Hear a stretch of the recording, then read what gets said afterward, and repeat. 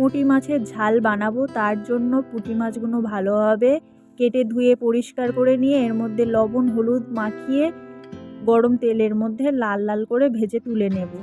এই একই মাছ ভাজা তেলের মধ্যে দিলাম সামান্য কালো জিরে, এরপর দিয়ে দিলাম পেঁয়াজ কুচি। এগুলো ভালোভাবে ভাজা হওয়ার পরে এর মধ্যে দিয়ে দিলাম আদা আর রসুন একসাথে বাটা। এরপর এর মধ্যে দিয়ে দিলাম 3টে কাঁচা লঙ্কা চিড়ে, আর দিলাম লঙ্কার গুঁড়ো, হলুদ গুঁড়ো, লবণ।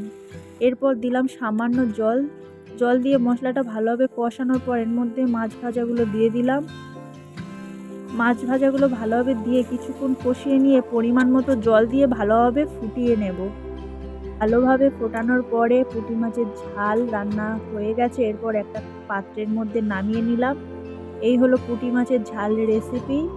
এই রেসিপিটা তোমাদের কেমন লাগলো অবশ্যই করে কমেন্ট করে জানাও, আর এই রেসিপিটা তোমরা বাড়িতে অবশ্যই করে ট্রাই করো।